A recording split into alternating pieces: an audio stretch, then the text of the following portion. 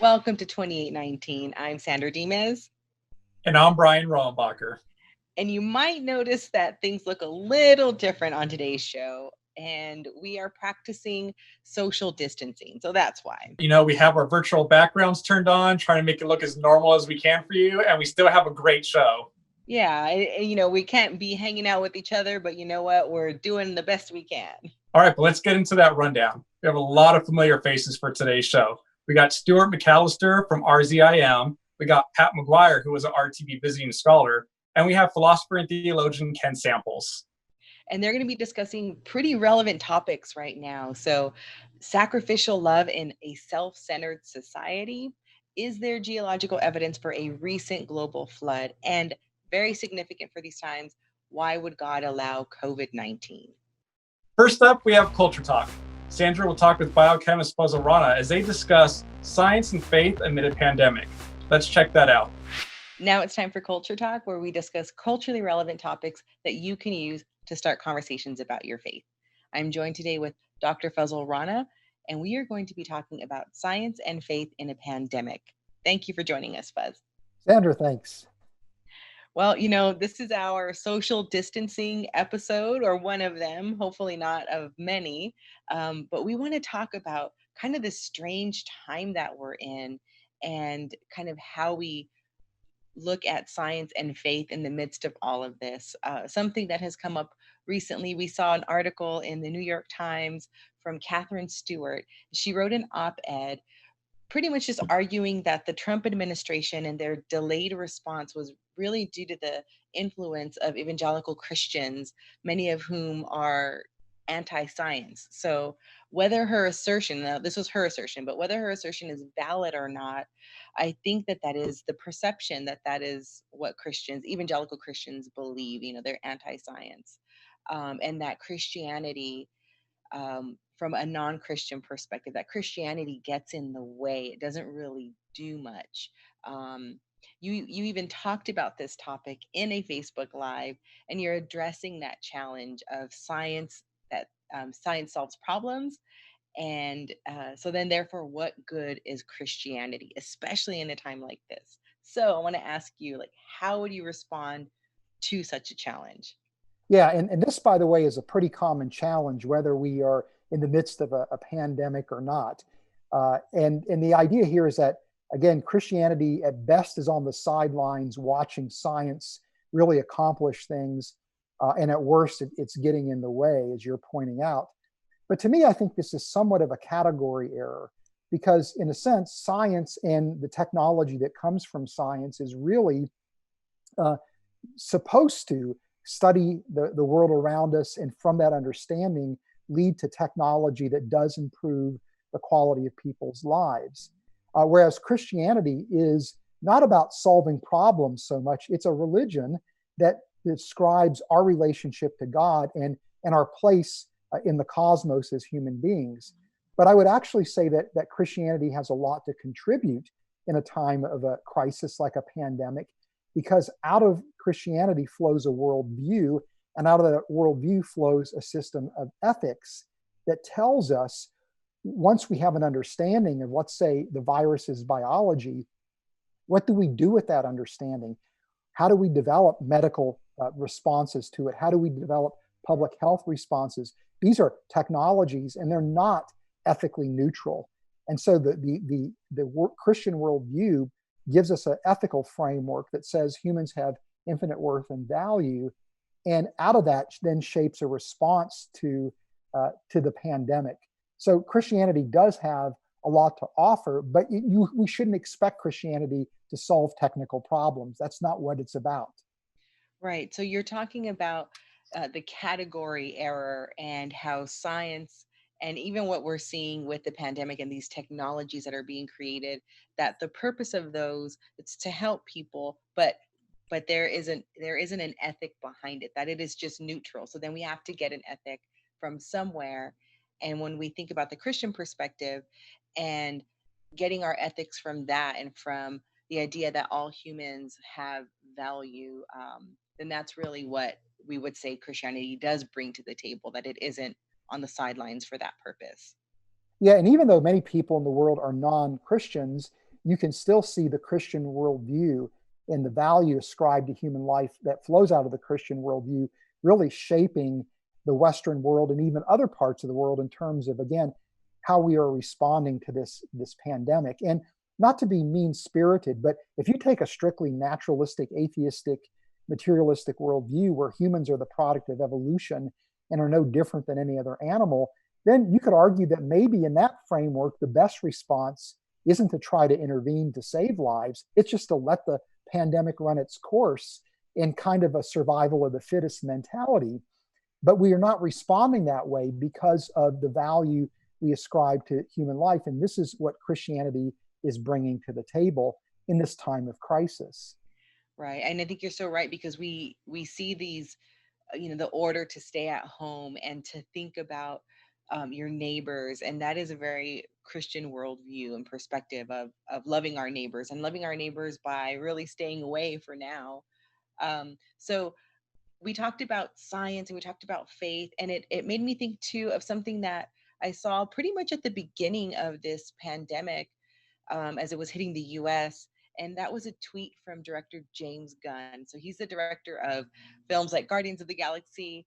And we all kind of responded to that because he said, I wish science and faith weren't so often pitted against each other or perceived as on opposite ends of the spectrum, as I personally could benefit from a fair amount of both right now. And I imagine I am likely not alone.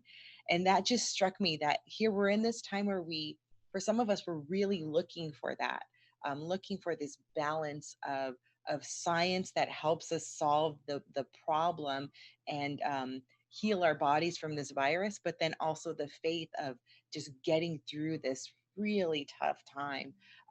So you're in this unique position as both a biochemist and a Christian. How do you respond to questions about needing science and faith together and providing hope during a time that is also that hope that's grounded in sound reason? Yeah, well, to me, I think the exciting thing is that there is very compelling scientific evidence for God's existence and the reliability of Scripture, specifically the human origin accounts and the biblical perspective on human identity. And so out of that, I see that the message provided to us in Scripture is valid, is true, and it's a message of hope and purpose and destiny for every human being. And so, yes, science indeed will solve problems, and we can have hope that science will one day lead to, hopefully in the near future, some mitigation of the COVID-19 pandemic. But on the other hand, in the midst of that, our faith as Christians also gives us, again, a real sense of hope, purpose, and destiny that helps us to persevere through these challenging times. So again, these two areas don't need to be pitted against each other, and they shouldn't be pitted against each other, because the reason that we have to think that Christianity is true is also the basis for the hope that we have as Christians. Yeah. Well, what would be a starting point for someone like James Gunn, who just feels like they want answers and they're humbly seeking those answers? Well, to me, I think the book that I would immediately recommend to people is the book by our friend and colleague, Hugh Ross, Creator in the Cosmos, because in that book, he makes a very compelling point that the universe seems to be designed for a purpose, and that purpose seems to be the advent of humanity. And so once you start talking about purpose, and that purpose is intertwined with our existence as human beings, that to me is profoundly meaningful and profoundly encouraging, and is completely consistent with the Christian message. So I would say Creator in the Cosmos is a great place to start. Wonderful. Well, thank you so much for that, Fuzz. If you'd like to hear more on this topic, go to shop.reasons.org and check out the Creator in the Cosmos. So we want to look at the idea of how do we deal with sacrificial love in a society that is so self-centered, narcissistic. When you think about it, you're out in culture and just your daily routines. Life is very pressed by the fact that it's all about me. The person cuts you off and someone's impatient in the Starbucks line. And you ask a colleague to do something, they're too busy, get back to you later. And you get this sense that life is lived constantly under the pressure of me, me, me, me. It's all about me. We live to just be so self-absorbed. So agape love, which is Christian love incarnated, not an idea, not a concept, but the Spirit of God operating in us, His grace through us, is sacrificial love embodied and shown.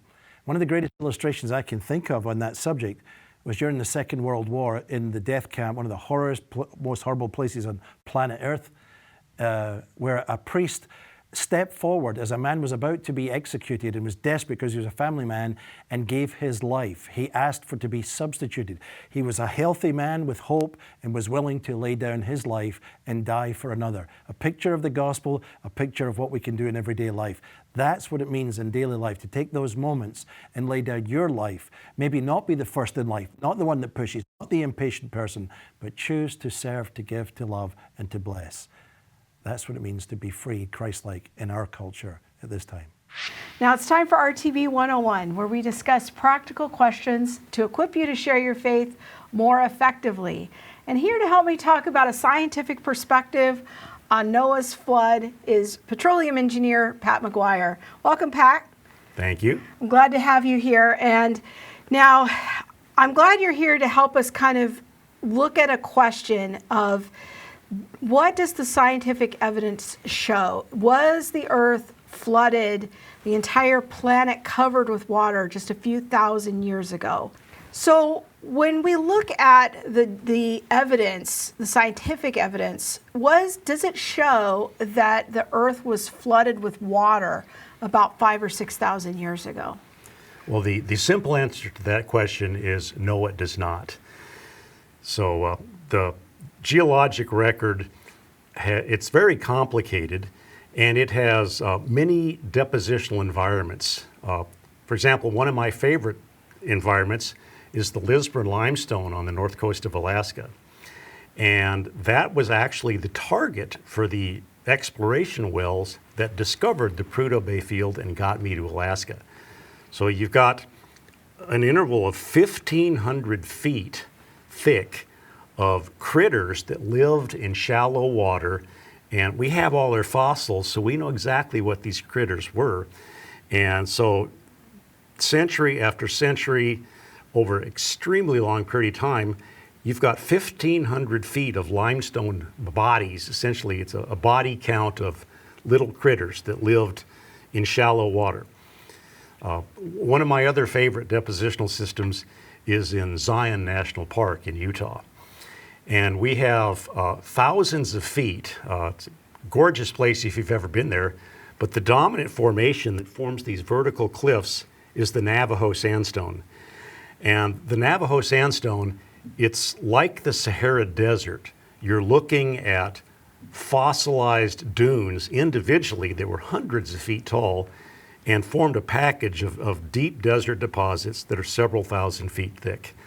So clearly, both of these environments had nothing to do with a worldwide flood that covered everything from Mount Everest down. So if the world had been covered with water, we would expect a lot of depositions from deep marine environments. Yes, exactly. But what we in fact see is a lot of variety. Yes. We see riverbed depositions, we see shallow water marine depositions, we see wind, things that are formed as a result of the wind and sand. So there's a lot of variety. Everything's not deep level marine depositions. Is that right? That is correct. Okay. And I want people to have a real appreciation for these limestone environments, because we don't necessarily know in our everyday life when we're walking around what makes something a limestone deposition, but that's a lot of time and a lot of pressure and animals dying and decaying. Help us have more of an appreciation of that. Okay, if you've ever been to Hawaii or Bermuda or any of these places and gone snorkeling or diving and seen all the reefs, that's the kind of environment we're talking about, where corals, but a whole lot of other things, including some species that are now extinct, they lived, they died, and they just built up over time. but it was always in shallow water that the sunlight could get through, because that's how these animals live. They do photosynthesis as well as filter feed. So it's only in shallow water. And like at the Lisburn limestone in northern Alaska, the deposit's 1,500 feet thick. So that took a long time to build up that many bodies that then could be compressed and turned into limestone. When I think about your area of expertise where you're drilling for oil, that also is a long process that takes death of animals and time and pressure and cooking. Help us appreciate that a little bit more. Okay, what a geologist will look for to find an oil field is they first look for what's called a source rock, which means it's rock, usually kind of muddy stuff, that has a lot of microscopic, little tiny, mostly microscopic organisms, phytoplankton and zooplankton. And these guys, if it gets more than about 150 degrees down there, which takes getting buried pretty deep, then this stuff will cook into oil. And that's what the geologist is looking for. Is there a source of oil? And then is there some kind of a sandstone or a limestone that has the pore spaces that can trap that oil? And when we get everything just right, then we can drill and hopefully find something down there that we can use. So I'm thinking in your job, you have to have a general assumption that the Earth is old and that these geological formations are complex and multifaceted in order to find oil, to know where to tell these companies to drill. You can't do that in a global flood model. No, we really can't. We have to have a pretty good idea, a working theory as to what the depositional system was. And then we can run measurements from the surface, usually with seismic, where we're setting off charges and listening to the echoes coming back, map out what's underground, and then we can spend millions to tens of millions, sometimes hundreds of millions of dollars to drill and find out, do we really have something or not? But we throw as much science at it as we can. Well, thank you, Pat. We really appreciate you helping to break all that down for us. And I want to encourage you, if you'd like to hear more from Pat McGuire, just visit the Reasons to Believe YouTube channel. Now let's see who Jeff is talking to over in our Give and Take segment.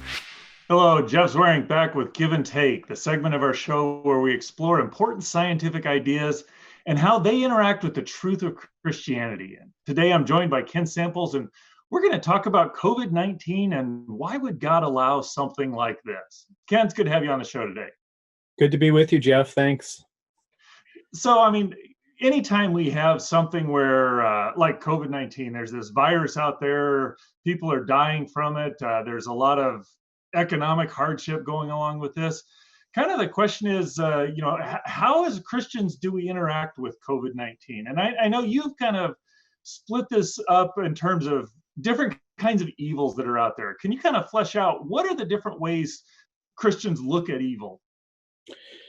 Yeah, philosophically, Jeff, evil is kind of divided into two categories. This is kind of a standard philosophical classification, if you will. First of all, there's moral evil. We're all familiar with that. That's evil that flows from the will of an agency, an individual, a person, etc. So murder, rape, robbery, those would be examples of moral evil. Maybe the best example would be the Holocaust with its cataclysmic, the murdering of an entire race of people.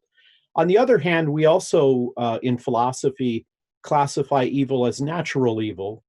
That's kind of something that rubs people a little wrong at times, but really what it means is natural disasters, hurricanes, tsunamis, earthquakes.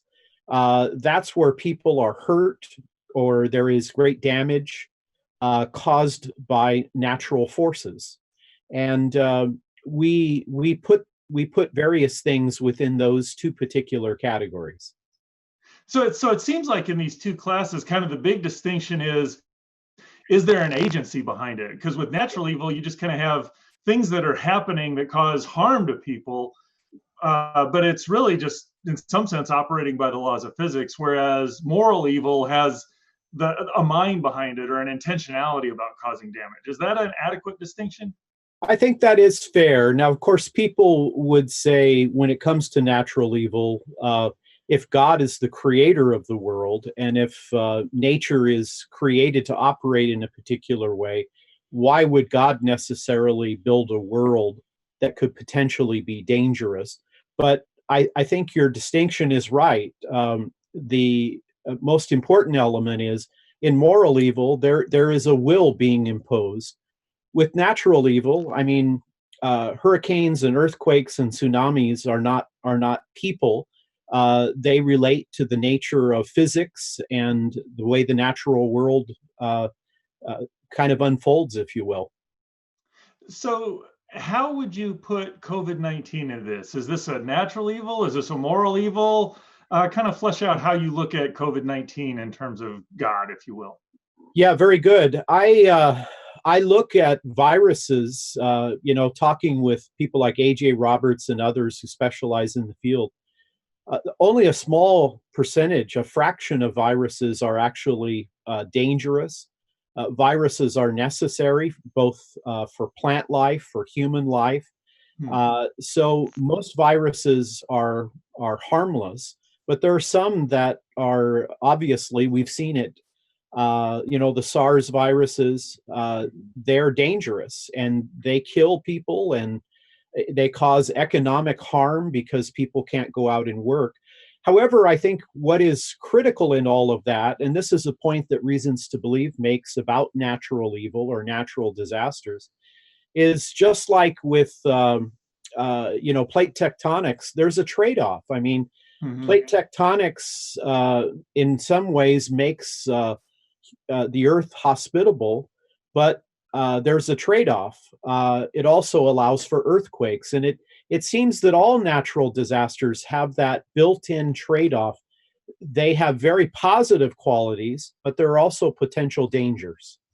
Yeah, that's an interesting point that you bring up. I know, you mentioned the plate tectonics, and that's, you talk to most scientists and they realize that that's actually kind of the global thermostat. That's what keeps, in spite of all these dramatic changes happening on Earth, it kind of keeps the Earth within the right temperature range, but it has this tremendous capacity for destruction. And I remember talking with AJ once, or at least reading some of her articles, and she points out that if you don't have viruses, bacteria just overrun the world. You don't get these higher life forms, human and animal life forms. So it's interesting because there's these things that we put in the natural evil category, they actually seem required for our existence to work well.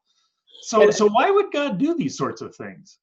Well, I think what's interesting in this context is that obviously viruses, plate tectonics, all of these natural things, they allow human life to flourish, and yet they retain these potential dangers.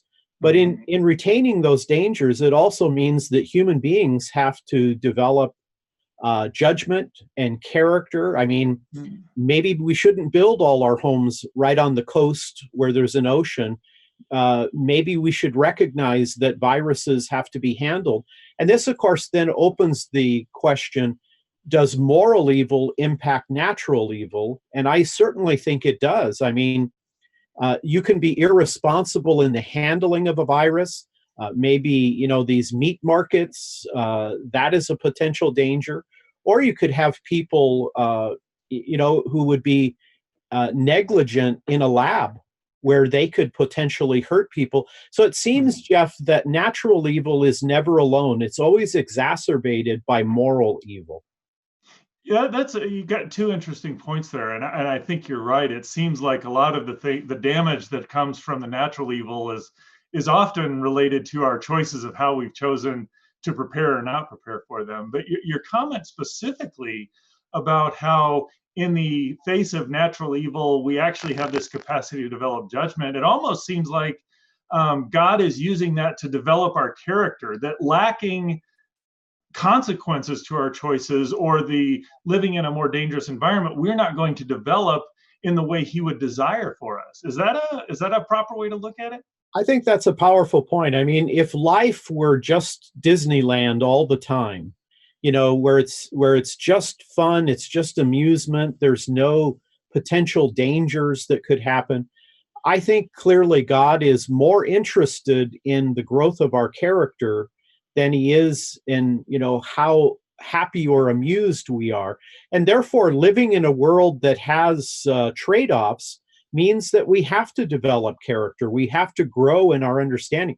We have to manage the resources, or to use the image of God analogy, we have to take dominion over nature and exercise wisdom and good judgment. We tend to look at things like this coronavirus. We look at earthquakes, volcanoes, these things that cause damage as a sign that how could there be a good God out there? But I think Ken made a very powerful point that God is using these things to actually grow us and develop his character. I would encourage you to go check out his blog article. It's called Coronavirus and the Problem of Evil. We'll give you great resources and good understanding of how we can use these difficult and challenging times to point other people to the creator of this universe and how they can know him in a personal way. That does it for us this week on 2019. We hope this show has helped equip you to share your faith with confidence and compassion. And don't forget, subscribe to the show and search for us on Facebook, Twitter, and Instagram. We are at 2819 Show. And if you would like the podcast version of our show, you can get that wherever you listen to your podcasts. Just search Reasons to Believe Podcast. Bye.